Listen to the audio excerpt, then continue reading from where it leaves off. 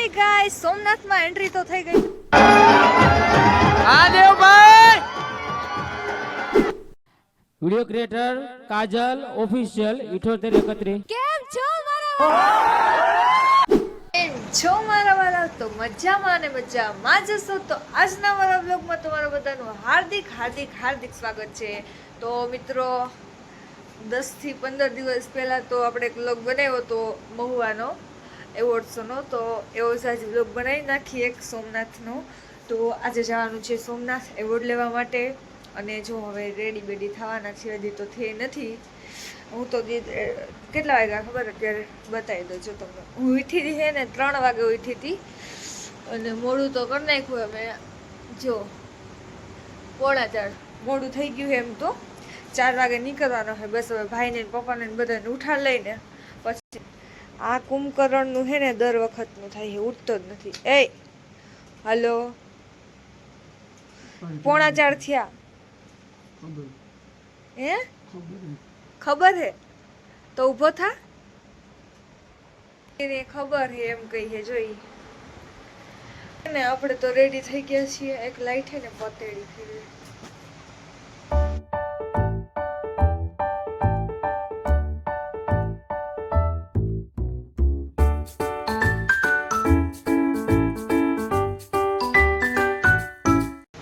સારું હાલો, તો હવે છે ને શું કહેવાનું હતું એટલું જ કહીશ કે પેલા થોડું ધીરું બોલવાનું. તો હવે એટલું જ કહીશ કે છેલ્લે સુધી વ્લોગમાં જોડાયેલા રહેજો, કેમ કે બહુ ને બહુ મજા આવવાની છે. ભૂલવાનું ને, એ ડાયલોગ તો આપણો રહેવાનો જ છે. છેલ્લે સુધી વ્લોગમાં જોડાયેલા રહેજો. સો ફાઇનલી ગાઈસ હવે રેડી થઈ ગયા છીએ, અને જો ગાડી કાઢી લીધી છે, બસ નીકળવાનું જ છે હવે. જો અને વાહે જો અમે શું કર્યું છે, તમે બેસી ગયા ગાડીના બાકડા કાઢીને છે ને ગાડલું ફિટ કરી દીધું છે. અને આજ વખતે હે ને 2 ડ્રાઈવર આવી ગયા છે. જો આ ડ્રાઈવર હે ને, ડ્રાઈવરને કંઈક ખોટખાપણ થાય ને તો બીજા ડ્રાઈવર હે. આ જો દેખાતા નથી લાઈટમાં. આ બે ડ્રાઈવર છે આપણા, અને આ ભાઈને આવું છે પણ એટલે લઈ જવામાં આવતો નથી. એ આશીષ આવું હે તારે તો મિત્રો સવારના પરમાં નીકળ્યા ને ત્યારે જ કાંડ કરી નાખ્યું. આજ હે ને સવાર ઉઠીને ત્યારની મારી જમણી આંખ તો ફરકતી હતી, પણ મેં કીધું કાંઈ નહીં થાય. જો હે ને ઘરેથી નીકળ્યા 5 વાગ્યાના નીકળ્યા હતા, 5:30 થયા ને તો ક્યાં પહોંચ્યા? પડોદરી પહોંચ્યા. આ પડોદરી પહોંચી ગયા અમે. પછી યાદ આવ્યું કે જી હે ને સાંભળો, જી વસ્તુથી માણસ છે ને આમ જેના વિગા છે ને માણસ ભિખારી છે ને, ભિખારી આ ઈ વસ્તુ ભૂલાઈ ગઈ. મમ્મીનું પાકીટ ભૂલાઈ ગયું. બધા પૈસા છે ને મમ્મીના પાકીટમાં, તો પછી સીધું પાકીટ ભૂલાઈ ગયું. હવે પાછા મોકલ્યા છે એને લેવા. 6 વાગ્યા હજી આવ્યા નથી. હવે લાગે આ રોલથી અમે છે ને સોમનાથ પહોંચી 5 કલાકમાં પહોંચી એવું લાગે તમને? 6-7 કલાક થાય. 11 વાગે પહોંચવાનું, એટલે એ જ કહું 5 વાગે પહોંચી કોઈ દી. જોવી હવે શું થાય. પહોંચી તો ઠીક, ન તો જય દ્વારકાધીશ.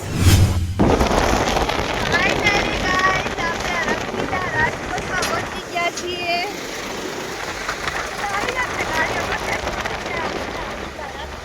ક્યાંનું લોકેશન છે એ કહી દો હાલો.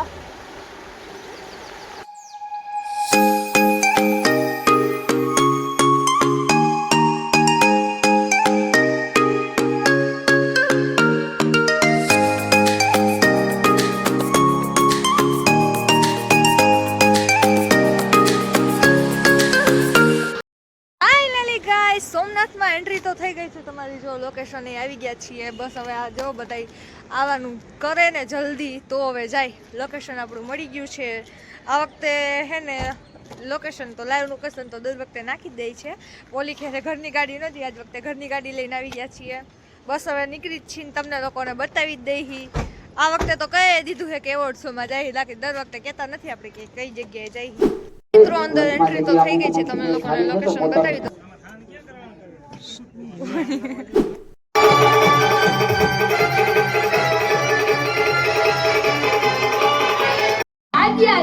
રવિના મકવાણાનું નામ ભાઈ તમે બધાએ જ બનાવ્યું છે, અને તમારો બધાને ચલો તો થેન્ક યુ કહેવાનું. કારણ કે હું તમે મને હમણાં ઓળખો જ છો કે રવિના મકવાણા છે, પણ હું ક્યાંથી આવી, કઈ જગ્યાએથી ખબર નથી.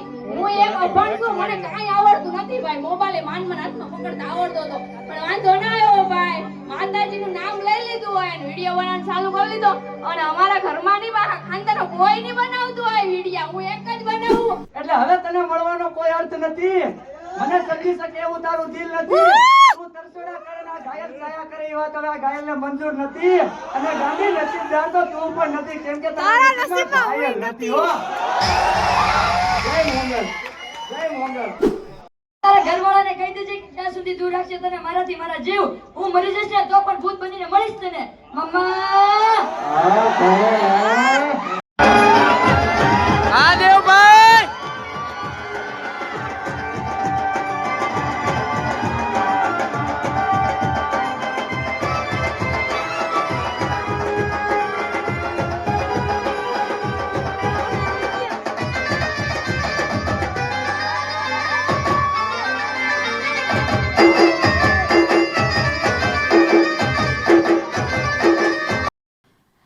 વિડીયો ક્રિએટર કાજલ ઓફિશિયલ 7831 રિધમ. વિડીયો ક્રિએટર કાજલ ઓફિશિયલ એસકે ભાઈ.